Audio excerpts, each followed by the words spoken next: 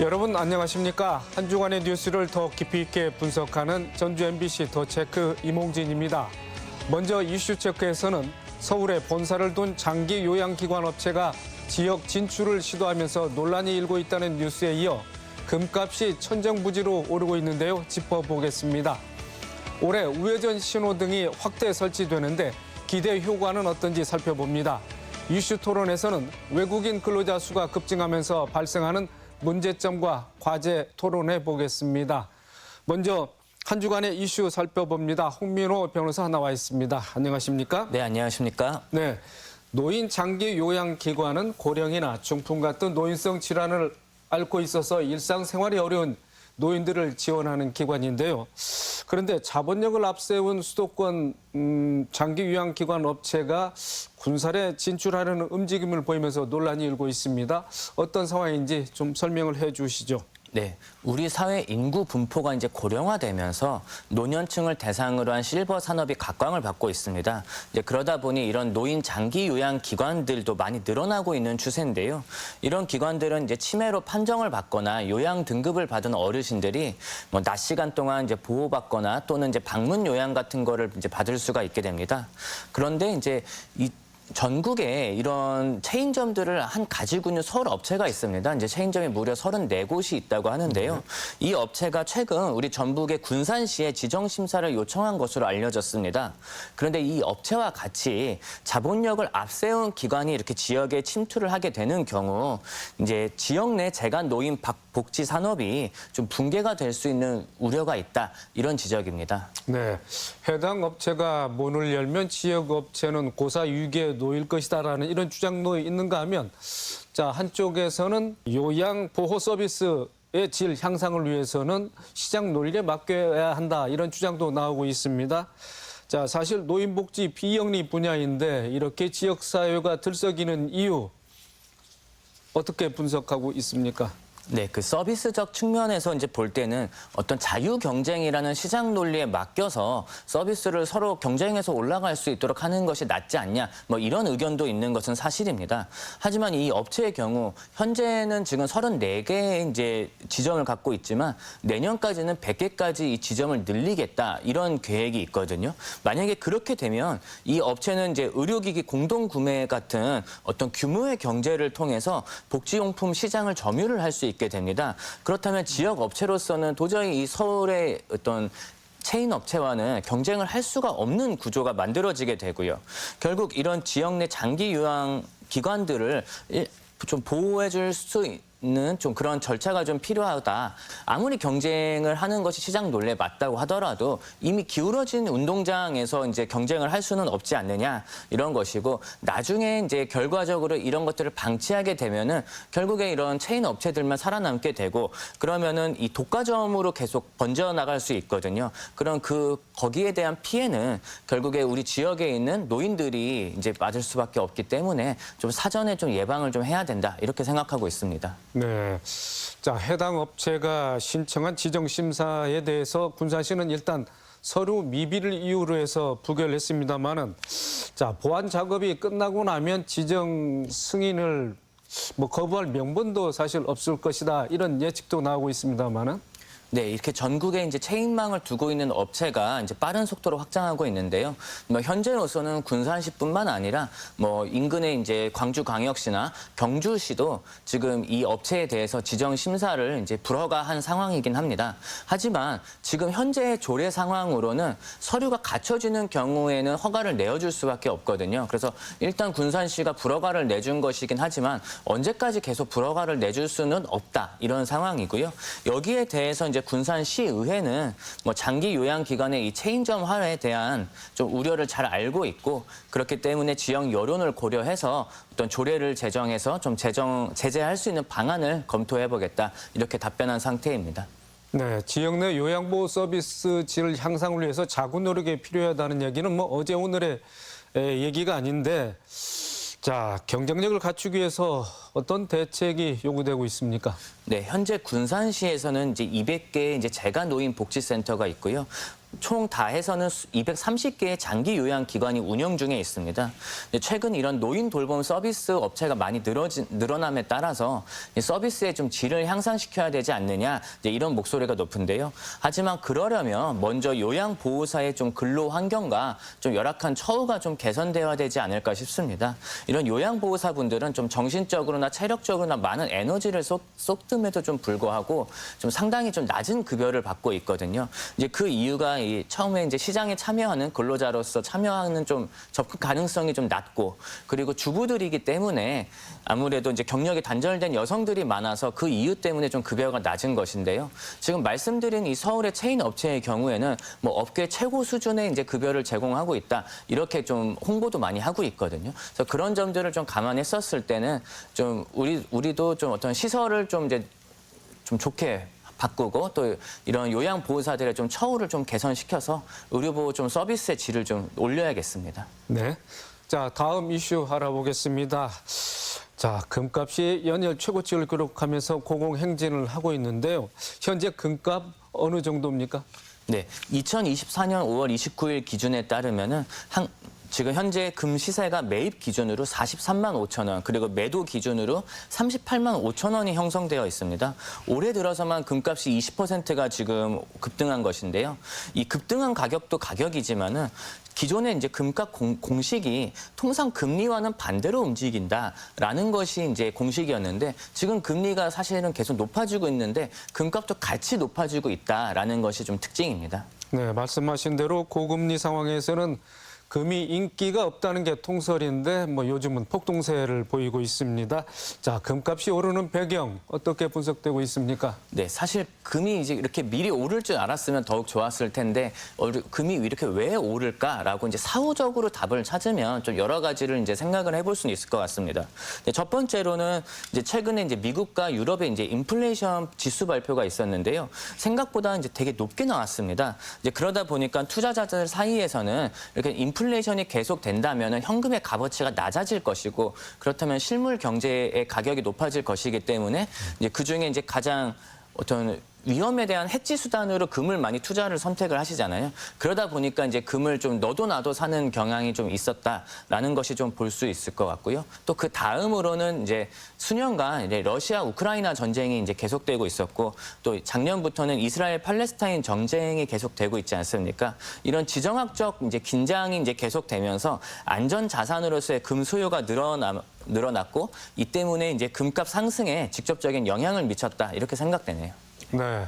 자, 그런데 금값이 오르면서 은값도 덩달아 오르고 있습니다. 계속되는 금값 인상, 우리 경제에 어떤 영향을 미칠 것으로 전망되고 있죠?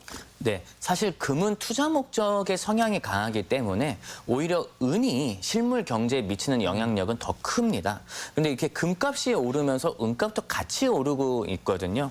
현재 지금 은값도 그 2013년 1월 이후에 11년 만에 최고치를 지금 경신한 상태입니다. 이런 이제 이유가 이제 보통 이제 미국의 이제 금리 이제 인하에 대한 기대감이 커지면서 좀 모든 자산 가격이 오르는 것을 이제 에브리싱 랠리라고 하거든요. 그래서 금값, 은값만 오르는 것이 아니라 최근에는 사실 비트코인도 뭐 7천만 원대에서 이제 9천만 원까지도 9천만 원 1억이 넘었던 이제 가격대까지 형성이 되어 있었거든요. 그래서 금값도 상승을 했고 은값도 상승을 하고 비트코인도 상승을 하고, 또 다른 원자재 같은 실물 가격도 좀 많이 상승을 했었습니다. 금리 인하 얘기가 지금 나오고는 있지만 아주 뭐 상반기에는 나올 것 같지는 않고 하반기에 나오냐 아니면 내년에 미뤄지냐 이런 문제인데, 만약에 이 금리 인하가 내년까지 미뤄지게 된다면 이런 실물 자산의 이런 에브리싱 랠리가 계속될 것이라고 생각을 하고, 그러면 상대적으로 우리가 갖고 있는 이런 화폐의 가치가 점점 떨어지는 것에 대해서 좀 염두를 하시고 투자를 하시는 것도 좋을 것 같습니다. 네. 자, 마지막 이슈입니다. 우리나라 교통사고 사망자 수가 해마다 줄고 있습니다만은, 자, 여전히 인구 10만 명당 사망자 수는 OECD 국가 중에 중하위권입니다. 그런데 정부가 최근 교통사고 사망자 수 감소를 위해서 종합대책을 내놓았는데요. 여기에는 우회전 신호등을 확대하겠다는 방안이 담겨 있습니다. 어떤 내용인지 좀 설명을 해 주시죠. 네. 지난해 우리나라 교통사고 사망자 수는 2,500명입니다. 우리나라에서 이제 가장 많았던 사망자 수가 발생했던 연도가 1991년도인데요. 이때는 12,500명이 사망하셨습니다. 이제 그거에 비하면 5분의 1로 줄은 결과이기 때문에 사실 뭐 좋은 결과라고 볼 수도 있지만, 하지만 인구 10만 명당 사망자 수는 아직도 OECD 이제 38개국 중에 28위에 머물고 있습니다. 그래서 정부는 이제 사망자 수를 내후년까지 OECD 10위권인 1,800명 수준까지 낮추겠다, 이렇게 이제 발표하면서 교통사고 사망자 종합대책을 발표했습니다. 그 중에서 눈여겨볼 것이 보행자 안전 강화를 위해서 사고 다발 구간에 우회전 신호등을 설치하는 것인데요. 사실 이게 전주에서는 좀 보기가 드물어서 좀 생소할 수는 있지만은 좀 뭐 대도시나 사망자 다발 구간에서는 좀 많이 설치되어 있고요. 현재 전국에 229개의 이제 우회전 신호등이 설치되어 있는데 이제 연내까지 400대까지 설치하겠다, 이런 계획입니다. 그렇다면 의외로 교차로 우회전 일시 정지를 위반했을 때 어떤 처벌이 나오고, 또 우회전 일시 정지를 위반한 차량이 보행자 사고를 냈을 때 그 운전자는 가중 처벌을 받게 되는지 어떻습니까? 네, 우리 도로교통법에는 12대 중과실에 대해서는 좀 강력하게 처벌을 하는 게 있거든요. 뭐 예를 들면 뭐 중앙선 침범이라던가 신호 위반, 그리고 보행자 보호 의무 위반, 뭐 어린이 보호구역에서의 교통사고, 이런 것들에서는 12대 중과실 교통사고라고 해서 좀 교통사고 처리 특례법에서 따로 정하고 있습니다. 그런데 이 우회전 일시 위반에 대해서 위반을 하고 이제 이것 때문에 이제 보행자와 사고가 나는 경우에는 뭐 신호 위반 또는 보행자 의무 위반에 해당해서 12대 중과실 처벌 기준에 따라 형사처벌을 받게 됩니다. 그래서 이 경우 5년 이하의 금고나 2천만 원 이하의 벌금형에 처해질 수가 있습니다. 이제 이게 좀 많이 이제 걱정을 하셔야 될 부분이 뭐냐면은, 내가 책임 보험이나 운전자 보험에 가입이 되어 있다 할지라도 이거는 이제 형사적인 처벌을 받는 거기 때문에 그 형사 처벌을 받고 그럴 거는 결국에 내가 이제 전과가 생길 수 있다, 이런 오명을 좀 받을 수 있거든요. 그래서 좀 특히 이런 중과실 처벌에 대해서는 조심하셔야 될 것 같습니다. 네. 사고가 잦은 교차로에 우회전 신호등이 확대된다면 교통사고 감소에도 도움이 되고, 또 운전자나 또 보행자 혼란을 줄이는 데도 좀 도움이 됐으면 하는 바람인데요.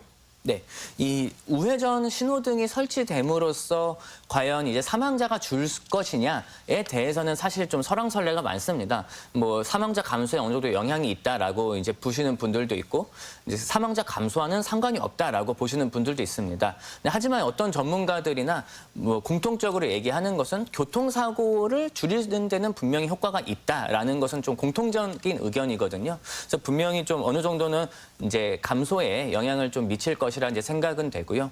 또 이제 우회전 이제 신호등을 설치하는 것뿐만 이외에도 이제 경찰청에서는 이 텔레비전이나 5개 광고를 통해서 이 우회전 일시 정지를 이제 공익 광고를 좀 제작을 해서 좀 홍보를 많이 하고, 좀 운전면허 취득을 위한 이제 기능 시험이나 이제 필기 시험에서 이 우회전 신호등에 대해서 어떤 시험 기능 자체를 좀 넣어서 좀 많은 이렇게 우회전 신호가 헷갈리지 않도록 홍보를 하겠다, 이런 입장이기 때문에 이런 것들이 이제 좀 제도가 좀 마련이 되면 운전자들의 좀 혼란이나 그리고 이제 교통사고도 좀 줄이고 교통사고도 좀 예방을 할 수 있을 것이라고 기대하고 있습니다.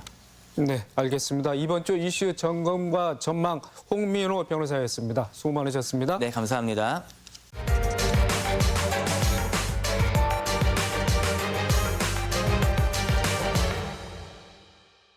이슈 토론입니다. 올 상반기에 도내에 들어올 외국인 계절 근로자는 지난해보다 약 2,000명 늘어난 5,800여 명인데요. 전국에서 5번째로 많은 수치입니다. 외국인 근로자들의 비중이 갈수록 커지면서 발생하는 문제점들도 속속 드러나고 있습니다. 차별과 부당한 처우, 브로커 폐해, 최근에는 퇴직금 공방까지 일고 있는데요. 외국인 근로자들과 상생할 수 있는 방안은 무엇인지 이야기 나눠보겠습니다. 토론에 참여할 세 분 모셨습니다. 나혜수 전북특별자치도 교육소통협력국장, 조원지 전북연구원 도농활력팀 책임연구위원, 신명교 노무사입니다. 세 분 어서 오십시오. 안녕하십니까. 네. 자, 나혜수 국장님, 전북특별자치도에는 계절 근로자를 포함해서 외국인 근로자들이 많이 체류하고 있습니다. 네. 어느 정도나 되는지 현황을 좀 말씀해 주시죠. 예, 전체적으로 말씀을 드리겠습니다. 행정안전부에서 매년 외국인 주민 통계를 발표를 합니다. 최근에 발표한 게 23년 11월인데요. 저희 전체적으로 전북도에 있는 외국인 주민이 6만 5,119명 정도 됩니다. 이 중에 외국인 근로자는 한 1,704명 정도 됩니다. 주로 이제 그 국적별로는 네팔하고 캄보디아, 베트남 쪽이 많고요. 그다음에 이 근로자 중에는 아무래도 제조업에 근로하시는 분들이 많기 때문에 그 산단이 있는 전주, 군산, 또 완주 그런 쪽에 좀 거주를 많이 하십니다. 네. 자, 조원지 위원님.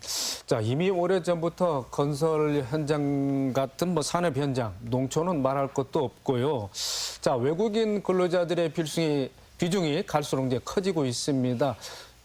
이제는 무시할 수 없는 그런 상황인데요. 어떻습니까?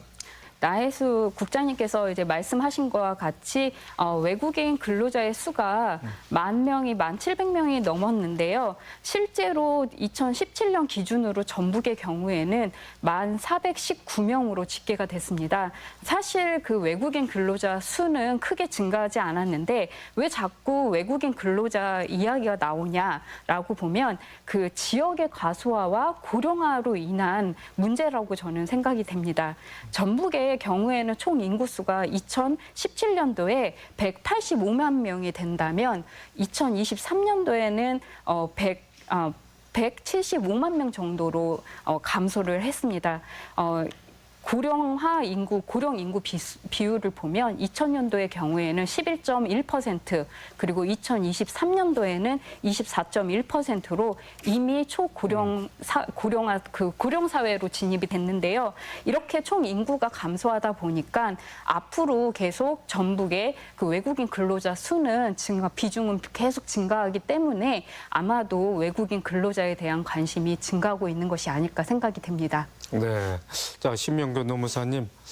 우리 조 위원이 말씀하신 대로 전북은 이제 농도이고 네. 또 고령화가 심각해지다 보니까 외국인 근로자의 의존도가 갈수록 커질 수밖에 없는 그런 상황이라고 분석을 해주셨는데, 자, 문제는 외국인 근로자 제도가 브로커가 개입하면서 좀 몸살을 앓고 있다, 이런 지적이 많이 나오고 있습니다. 자, 어떤 문제점이 발생하고 있는지 좀 분석을 해보실까요? 맞습니다. 이 외국인 계절 노동자 제도가 도입된 이후로 우리 도민들, 특히 이제 농업에 종사하시는 분들의 관점에서 보면은 어렵게 외국인 계절 근로자를 초빙했더니 도망가 버리는 문제가 일단 많이 발생을 한 겁니다. 그래서 원인이 뭔가를 봤더니 이제 수면으로 나타난 게 브로커의 존재였죠. 근데 이게 가장 현실적으로 여러 문제가 나왔지만 최근에 지난 5월 21일 날 경남 거창에서 이 외국인 브로커가 구속되는 사건이 이제 벌어졌습니다. 이게 가장 전형적인 사건이어서 한번 소개를 해드리고 싶은데요. 이 브로커는 필리핀 현지에서 일명 미스터 김으로 활동을 했는데 한국에서 이제 5개월 정도 일할 수 있는 이 단기 계절 근무 근로자들을 모집한 겁니다. 그런데 첫 번째 문제가 뭐냐면 한국에서는 월급을 한 156만 원 정도 받을 수 있는데 그 사람들과는 이면 계약서를 체결해서 82만 원 정도만 근로자들에게 돌아가는 이면 계약서를 일단 체결을 한 겁니다. 그리고 두 번째 문제는 이 브로커 A씨가 사람들을 모집하면서 어떻게 보면은 자격이 안 되는 외국인들이 한국에 들어올 수 있도록 허위로 농업 종사 확인서를 만들어주게 했습니다. 그런 인원이 한 79명 정도 되고요. 세 번째 문제는 이 과정에서 거창군청의 계약직 공무원 B씨와 공모를 하게 됐습니다. 그래서 이 사람들이 한국에서 일을 할 때 이 브로커 A씨가 28만 원, 계약직 군청 공무원이 28만 원에서 56만 원을 받아서 총 1억 2천만 원을 갈취한 것입니다. 그래서 이게 적발이 됐고요. 결국 구속이 됐는데 일단 창원 출입국 관리사무소는 이 브로커가 초청한 외국인 138명 중에 8명은 이미 강제 퇴거 조치를 했고요. 이미 출국한 나머지 126명에 대해서도 다시는 우리나라에 못 들어오게 입국 금지 조치를 한 상황입니다. 네, 우리 신 노무사께서 소개해 주신 대로 그런 사례 브로커들이 활개를 치면서 외국인 근로자 제도가 조금 안 좋게 좀 인식이 되고 있는 그런 상황이지 않겠습니까? 자, 조원지 위원님. 자, 그래서 계절 근로자의 경우 도내 지자체, 특히 진안군 같은 데는 필리핀을 직접 가서 또 면접을 하고 직접 채용을 해서 또 뭐 국내까지 지금 유입을 하고 있는데 자, 계절 근로자를 직접 이렇게 채용하는 방식 뭐 그렇다면 현지에서 이탈률이 좀 줄어들거나 또 어떤 효과를 보고 있는지 어떻게 분석되고 있습니까? 네, 저는 효과가 있다고 봅니다. 신명교 그 노무사님께서 말씀하신 것처럼 가장 문제가 되는 거는 그 브로커의 개입 문제입니다. 네. 아까 말씀하셨던 것처럼 이제 브로커가 개입을 하면 계절 근로자의 임금이 이제 그 한국에 들어왔을 때 그 임금의 수령액이 감소가 되다 보니까 이제 들어와서 좀 더 많은 곳으로 많이 돈을 주겠다고 하는 곳으로 이제 이탈을 하게 됩니다. 그래서 이런 문제들을 차단하기 위해서 시군들이 이제 발벗고 나서는 것 중에 하나가 이제 현지에 가서 외국인 계절 근로자를 직접 선발하는 것입니다. 제가 이제 현장에 가서 이야기를 듣다 보면 이제 계절 근로자를 어떻게 현지에 가서 이제 뽑느냐라는 이야기를 듣게 되는데요. 시군들의 이야기를 들어보면 계절 근로자의 가족 관계라든지 아니면 농업 경력 그리고 신체 능력, 한국어 능력들을 이제 확인을 하고 그들이 이제 영농 작업을 잘할 수 있는지 아니면 무단 이탈을 좀 덜 할 건지에 대해서 파악을 하고 이제 데려온다고 얘기를 하게 됩니다. 그리고 근로계약서에서 이제 거기에 나와 있는 금액을 임금을 이제 계절 근로자들은 와서 받기 때문에 이탈률이 낮아진다고 볼 수가 있겠죠. 그래서 제가 2022년도에 전라북도 외국인 계절 근로자제 개선 방안 연구를 했습니다. 그때 당시에 무주 농협을 방문을 했는데요. 무주 농협에서도 그 전해에 무단 이탈 그 자수가 너무 많아서 고생이 많이 했다고 얘기를 들었습니다. 그래서 무주 농협 같은 경우에는 송출구 지자체에 가서 직접 선발을 했는데요. 뭐 생명 검사라든지 뭐 신체 검사라든지 면접을 통해서 무단 이탈을 하지 않을 만한 근로자를 선출을 선발을 했고요. 그 해부터 지금까지 무단 이탈 수가 많이 줄었다고 들었습니다. 네. 자, 신노무사님. 자, 지난해에는 역대 가장 많은 3만 8천여 명의 불법 체류 외국인이 적발됐다고 하네요.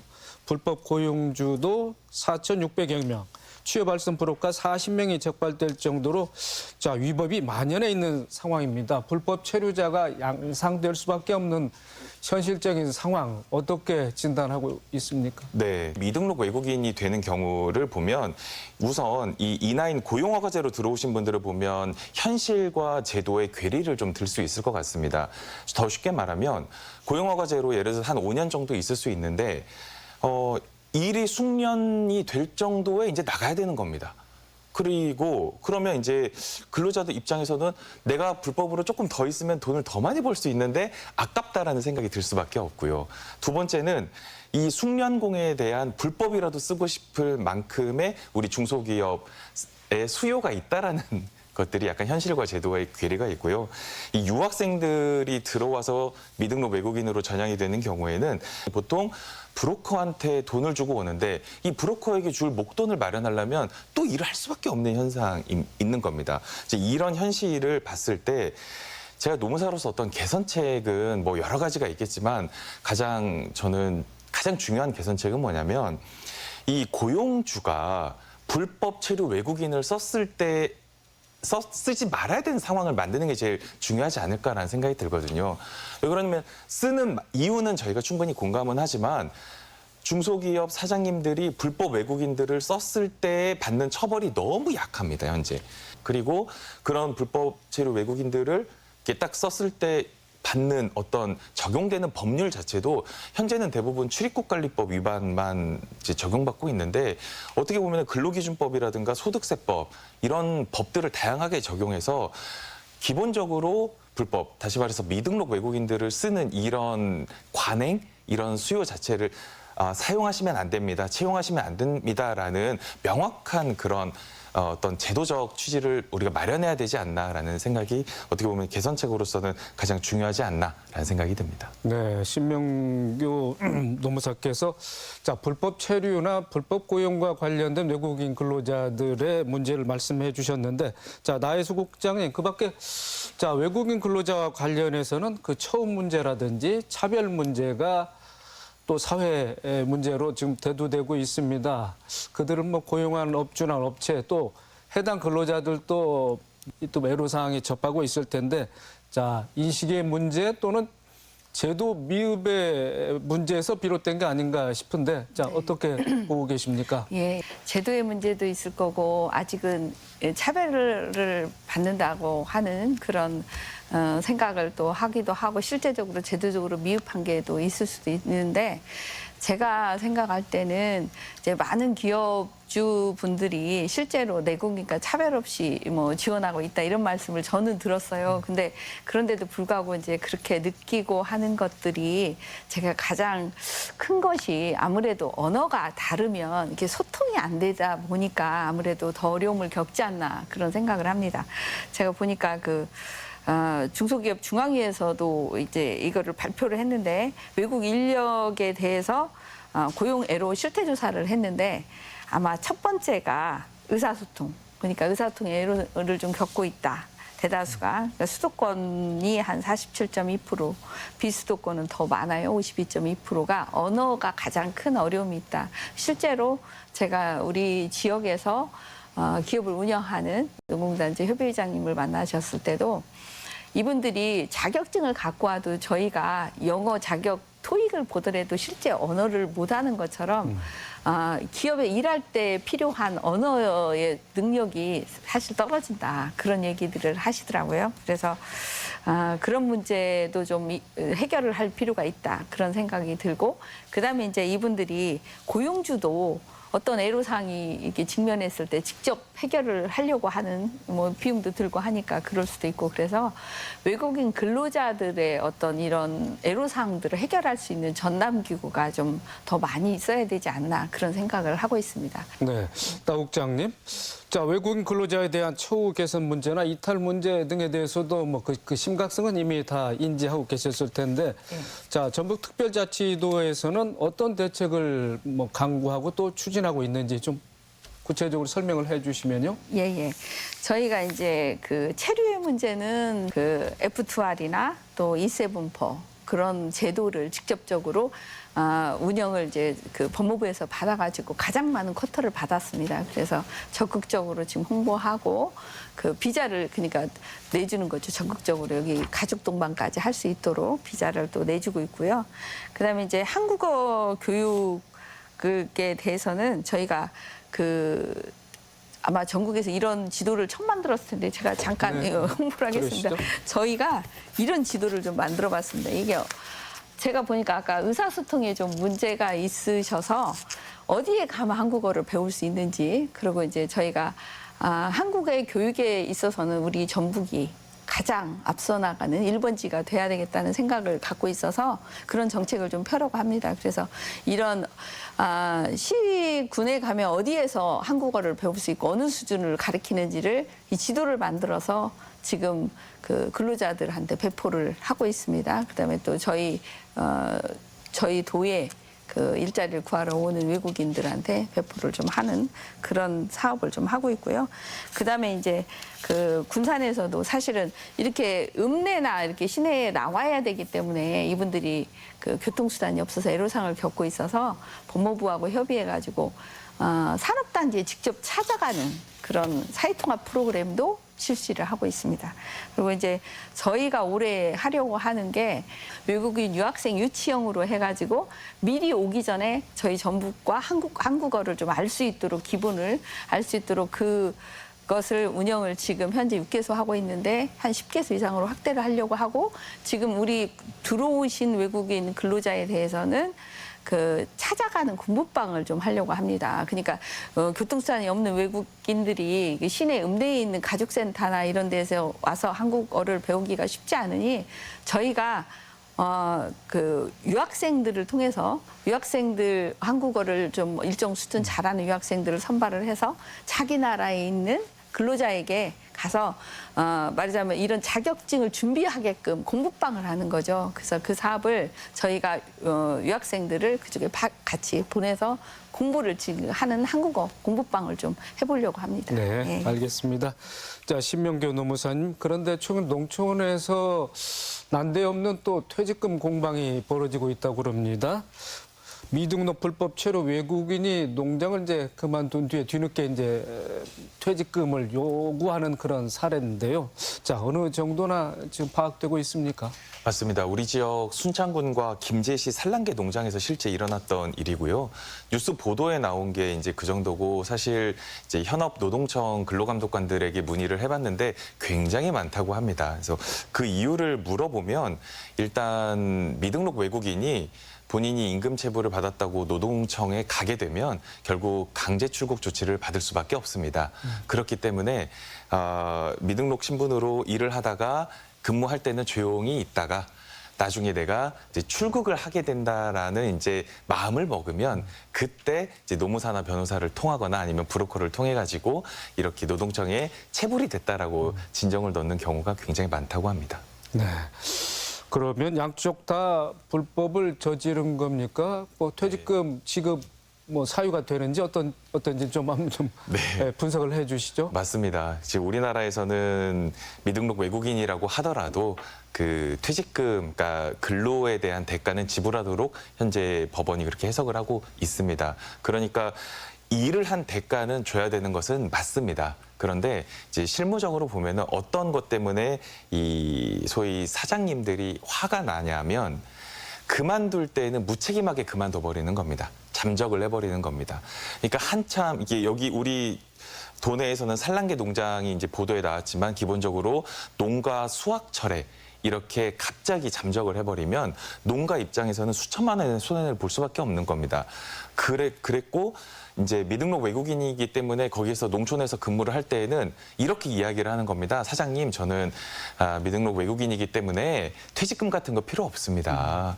그리고 숙식도 제공해 주시면 되니 저한테는 퇴직금을 포함해서 월급을 좀 주십시오. 그리고 절 좀 사정을 봐줬으면 좋겠다라고 했다가 나중에는 나는 연차 휴가도 못 받았고 퇴직금도 못 받았고 이런 것들을 다 해서 이제 합법을 들이대니 당연히 근로에 대한 대가는 지불하는 것이 맞지만 이제 노동법적인 지식이 약간 이제 부족할 수 있는 우리 사업주 입장에서는 그냥 법을 따지지 말고 인간적인 도리로서는 굉장히 화가 나는 부분인 거는 맞는 것 같다라는 생각은 듭니다. 네. 자, 조원지 위원님. 자, 계절 근로자를 포함해서 외국인 근로자 비중이 커지다 보니까 자, 근로자 수급을 지자체에만 맡길 수 없다. 전담 기관 설치가 필요하다. 뭐 이게 뭐 대선 공약으로 나오기도 했는데 네. 전담 기관 설치에 관한 그 논의는 어때 진척이 되고 있습니까? 예, 현재 그 전북연구원에서는 전북 특별자치도 계절근로자재 관리 모델 연구를 지금 수행하고 있습니다. 아까 말씀하셨던 것처럼 2022년에는 1,006명이었던 계절근로자가 올해에만 5,800명이 배정이 됐습니다. 그러다 보니까 그 시군 담당자들을 만나게 되면 업무가 과중되는 것을 제가 직접 확인을 하고 있고 인터뷰를 하다 보면 민원 전화, 인터뷰하는 동안에도 민원 전화가 많이 들어오고 있습니다. 이분들의 고충들을 이렇게 듣다 보면 뭐 교육 문제라든지 아니면 그 통번역 문제들이 많이 이야기가 되고 있는데요. 그래서 다양한 이 고충들을 어떻게 해결할 것인가에 대해서 지금 농업정책과와 함께 이야기를 하고 있습니다. 그래서 광역 차원에서 시군 그리고 농협이 계절 근로자 프로그램을 어떻게 안정적으로 운영할 수 있도록 지원하는 방안으로 중간 지원 조직을 이제 설치, 운영하는 방법에 대해서 좀 고민을 많이 하고 있습니다. 자, 나 국장님, 지역 특화형 비자 사업, 네. 뭐 전라북도가 테스트베드 역할을 지금 하고 있는데 네. 지난해에 이어서 이제 올해 2태째입니다. 자, 기대 효과 또 또 과제도 좀 제기될 것 같은데 어떻습니까? 작년에 저희가 이제 앞서 말씀드린 것처럼 400명, 올해 703명의 쿼터를 받았습니다. 이게 전국에서 가장 많은 쿼터를 받았고요. 작년에 이제 시범 사업을 하고 그 만족도 조사를 좀 해봤습니다. 그랬는데 외국인 만족도는 한 70%가 넘었고요. 기업의 만족도는 84.6% 정도 나타났습니다. 그러니까 외국인의 입장에서 보면 어쨌든 일자리를 얻어서 여기에 정착할 수 있는 기회를 얻은 거고 기업주 입장에서는 지금 정말 시급한 인력을 지금 공급을 받았습니다. 아주 감사하다는 말씀을 들었습니다. 그런데 이제 올해 또 703명을 해야 되는데 이번에 이제 법무부에서 내려온 조건이 올해 내국인의 50%까지만 외국인을 고용을 이번에 받을 수가 있습니다. 아무리 특화비자 700명을 받았는데도 그러니까 10명이 있으면 5명만 외국인을 받아야 되고 작년에 이미 외국인을 채용한 기업은 최대 20명까지밖에 못 받고 이렇게 제한을 좀 해놔서 받고 싶어도 못 받는다. 그런 애로사항을 또 말씀을 주셔서 저희가 지금 법무부에 어찌됐든 내국인의 일자리를 어쨌든 저해하지 않는 범위 내에서 외국인들을 고용을 하기 때문에 그런 제한을 좀 풀어달라. 그리고 이제 인구 감소 지역에만 지금 취업을 하게 되어 있고 그래서 그런 애로사항 사실 아까 일자리가 많은 곳이 전주군산, 뭐 익산, 완주 그런 쪽이어서 그런 애로사항이 좀 있습니다. 그래서 계속 지속적으로 개선을 좀 건의하고 있습니다. 그래서 필요한 인력이 저희 지역에 공급이 될 수 있도록 제도를 좀 풀어달라. 예, 그런 말씀을 계속 건의를 하고 있습니다. 네. 자, 조 위원님, 전북특별자치도가 지역 소멸 위기를 극복하기 위해서 뭐 근로자를 포함한 외국인 유치에 전력을 다하고 있는 것 같은데 아직까지 이런 뭐 지역 특화형 비자 사업도 있습니다만은 뭐 넘어야 할 산이 뭐 많지 않겠습니까? 네, 저는 두 가지 우리가 외국인에 대해서 두 가지 시각을 가지고 있는 것이 해결돼야 되는 과제라고 생각이 됩니다. 외국인을 잠재적인 그 정주 인구로 볼 것인가 아니면 내국인 근로자의 대체 인력으로 볼 것인가에 대한 두 가지 관점이 존재하고 있습니다.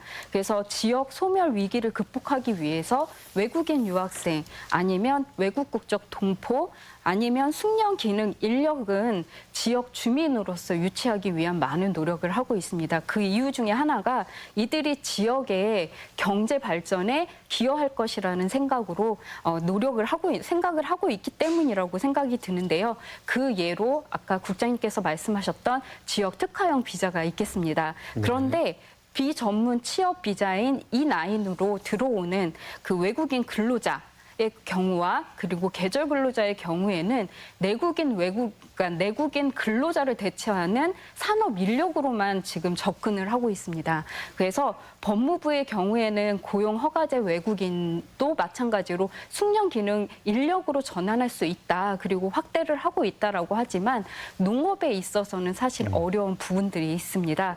그래서 앞으로 이제 농촌의 경우에는 농사를 짓는 사람 수가 줄어들고 그리고 농업 인력의 수요가 적기 때문에 농업의 지속 가능성의 문제가 대두될 것이라고 저는 생각이 됩니다. 이런 점에서 전북자치도에서 농촌 인구 정책은 외국인 근로자의 정주화를 위한 방향으로 전환되어야 되지 않을까라는 생각이 들고요. 그래서 작년에 제가 그 지역 특화형 농업 비자를 제안을 했습니다. 그래서 농업 분야의 성실 고용 허가제로 들어온 외국인 근로자가 일정 기간 동안 그 농촌 지역에 체류하면서 농업 분야에서 취업을 한다고 확약을 하면 거주 비자를 주는 그런 시스템을 제안을 했습니다. 네.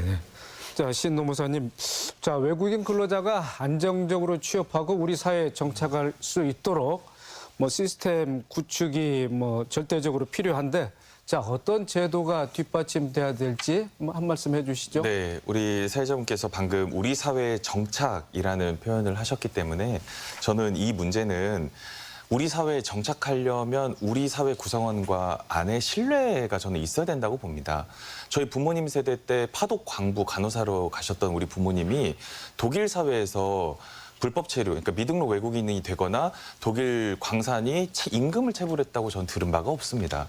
그럼 결국 그런 사안을 그대로 갖고 왔다면 우리나라 분들은 당연히 외국인 근로자가 정당한 노동을 하면 대가를 지불해야 됩니다. 이제 그런 차원에서 아이디어라면 현재 E9 비자가 만료가 됐는데 임금 체불을 가지고 있는 외국인 근로자에게 출입국관리소가 한시적으로 G1 비자를 발급해주고 있습니다. 근데 이 G1 비자는 다시 말해서 임금을 못 받은 근로자니 나가야 되긴 하지만 잠깐 머물게 해주겠다라는 취지입니다. 근데 이 G1 비자를 받은 외국인 근로자는 일을 할 수가 없습니다. 어떻게 보면 E9 고용허가제 근로자가 숙련공이 됐는데도 체불을 내가 받고자 기다리면서 일을 못하는 겁니다. 그래서 저는 이분들에게는 일할 수 있는 조금 기회를 주셨으면 좋겠다라는 생각이 들고요. 왜냐하면 기회를 줘야 저는 미등록 외국인으로 전환이 안 된다고 저는 생각을 하기 때문입니다. 그리고 두 번째는 우리나라에서 일하는 외국인 근로자들에게 꼭 하고 싶은 말인데 우리나라가 그분들을 입국을 허가해서 일을 하게 해준 범위 내에서 제발 노동을 했으면 좋겠다라는 생각이 들거든요. 예를 들어서 저는 실무에서 보면은 정말 많이 만나는 외국인 근로자들의 사례가 뭐냐면 똑같은 나라에서 들어왔는데 자기 친구는 저쪽에 있는 회사에서 돈을 더 받는 겁니다. 그러면 자기는 이 회사가 마음에 안 드는 거예요. 그런데 우리나라 E9 제도상 사업주가 임금을 체불하거나 어떤 근로계약을 위반하지 않는 이상은 임의로 사업장 변경이 어렵지 않습니까? 그러니 자꾸 일을 불량을 내거나 태업을 해서 사업주가 자기를 내보내게끔 만드는 겁니다. 그런 외국인 근로자들이 꽤 있는 상황입니다. 그러면 저는 그런 경우가 발생한다면 노동부에서도 어떤 강력하게 강제 출국을 시킨다던가 재입국할 때 감점을 부과한다든 등의 들어와서 고용허가제 취지를 반하는 식의 근로를 하려는 외국인 근로자가 있다면 저는 그런 분들에게도 그런 제재가 있어야 된다고 생각합니다. 네. 자, 나 국장님. 자, 외국인 근로자나 결혼 이주 여성에 대한 인식이 과거와는 천양지차로 많이 달라졌습니다. 그렇지만 또 차별이 존재하는 것도 사실인 것 같고요. 자, 무엇보다 인식 개선부터 시작을 해야 될 텐데 어떻게 보고 계십니까? 네, 행정안전부에서도 외국인 주민이라는 표현을 썼습니다. 네. 그러니까 우리가 필요해서 잠시 수요에 따라서 오는 그런 사람들이 아니라 이제 이분들이 함께 살아가야 하는 주민이라고 생각을 좀 바꿔야 될 것 같고요.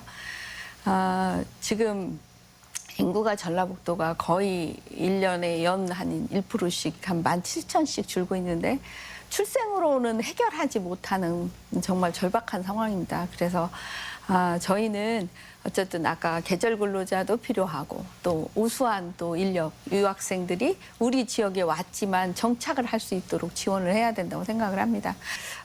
지금 저희가 상공회의소 6층에 외국인 근로자 지원센터를 그 노동부하고 같이 지원을 국비를 받아가지고 했습니다. 그런데 일요일날 노동부 장관님도 오셨다 가셨고요. 아주 우리 지역의 자원을 활용해서 이렇게 근로자한테 지원을 하는 것을 아주 우수한 사례로 이렇게 봤는데요. 예를 들자면 외국인 근로자들이 금융을 사실은 쓸 수가 없습니다. 우리 지역에서 살려면 우리가 금융 생활도 굉장히 중요한 그런 요소인데 그걸 가르쳐 주는 데도 없고 그러니까 전북은행이 같이 해서 금융 상담도 해주고 대출도 해주고 또 여기 계시는 노무사, 변호사, 또 행정사, 세무사 이런 분들이 적극 협조해 주셔서 한번 여기를 예약을 하고 오시면 전반적으로 상담을 받을 수 있도록 저희가 만들었습니다. 그런 근로자 지원센터를 저희가 개소를 했는데 저희 입장에서는 이게 우리 전주만 있을 게 아니라 일시군에 하나씩 우리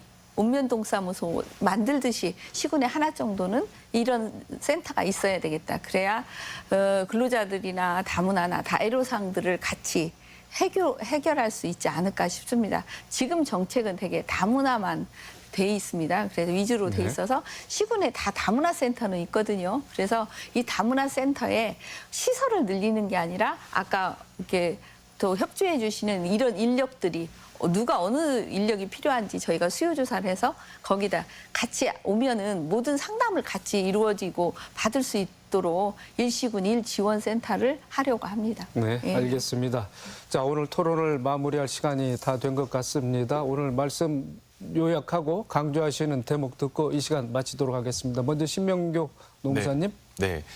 외국인 근로자들은 앞으로 우리나라에서는 필수적으로 이렇게 함께 같이 살아야 될 공동체 일원이라고 생각을 합니다. 이제 다만 노무사로서 아쉬운 부분은 외국인 노동자가 필요했던 이유는 내국인 근로자가 없었기 때문입니다. 거기서 시작이 된 겁니다. 그런데 현재 이제 윤석열 정권 들어선 이후나 지금 요즘 대기업들이나 대부분 이런 중소기업들을 보면은 내국인 근로자들을 키우려는 노력도 하면서 외국인 근로자들도 같이 이렇게 많이 들어오는 노력이 동시에 돼야 진정한 외국인 근로자들을 이렇게 들어오는 취지가 저는 더 이루어진다고 생각을 하기 때문에요. 그런 내국인 근로자들을 양성하는 노력도 함께 이루어졌으면 좋겠다라는 생각으로 마무리해 보겠습니다. 네. 조원지 연구위원님. 네, 전북특별자치도는 그 인구 감소와 고령화가 심각해지고 있습니다. 외국인 근로자는 그 특성상 내국인 대체 인력으로 인식되고 있는데요. 정책도 그렇게 되어 있습니다. 그래서 인구 감소나 인력난 해소를 위해서 외국인 근로자가 정주할 수 있도록 정책적으로 고민할 때가 아닌가 싶습니다. 네. 마지막으로 나혜수 국장님.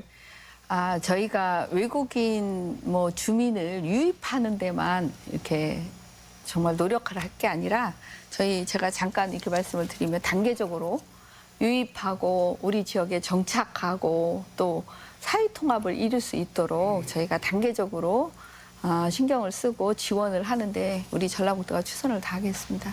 네, 알겠습니다. 오늘 세 분 토론해 주시라 대단히 수고 많으셨습니다. 고맙습니다. 고맙습니다. 지역 소멸 위기를 겪고 있는 대다수 지자체들이 외국인 유입에 적극 눈을 돌리고 있습니다. 또 저임금의 힘든 일자리를 외국인 근로자들이 메우고 있는 현실인데요. 산업 현장에서 농촌에서 든든한 버팀목이 되고 있는 이들에게 그에 걸맞는 처우 개선과 인식 개선이 필요하고 상생하는 방안을 깊이 고민해 봐야겠습니다. 더 체크 오늘 순서 여기서 마칩니다. 시청해 주신 여러분 고맙습니다.